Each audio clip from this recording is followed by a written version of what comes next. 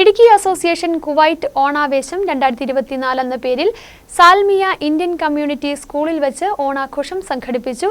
പരമ്പരാഗതമായ കലാരൂപങ്ങളും ഓണസദ്യയും കൂടിച്ചേർന്ന് കേരളത്തിന്റെ തനതായ സാംസ്കാരിക തനിമയുടെ ഒരു പ്രകടനമായിരുന്നു നടന്നത്.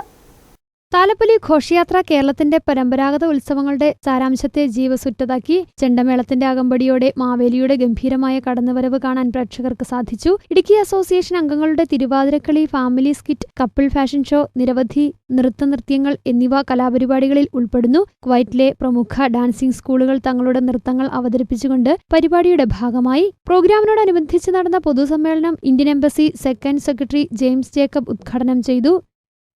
Festivals like Onam allow us to reflect on our heritage, traditions, and the rich culture that has shaped us. Onam teaches us the value of sharing, of coming together, regardless of our differences. It encourages us to celebrate our successes while supporting one another. Wishing you all the very best. Thank you.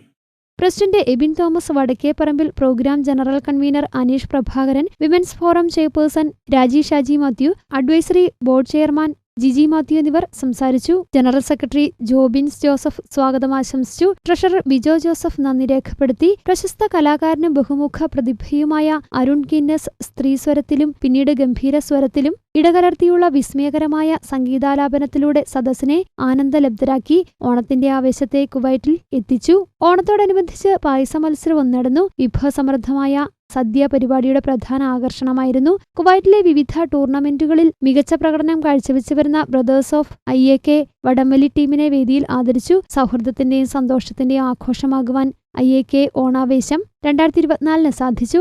Vice president John Lee തുണ്ടീലിന്റെ നേതൃത്വത്തിൽ പരിപാടിയുടെ തത്സമയ സംപ്രേഷണം നടത്തി. Recording Idukki association കുവൈറ്റിന്റെ Facebook പേജിൽ ലഭ്യമാണ്. Idukki MP Dean Kuriakose കുവൈറ്റിലെ ഇടുക്കിക്കാരുടെ ഓണാഘോഷത്തിന് ആശംസകൾ അറിയിച്ചു. News bureau, Murickassery.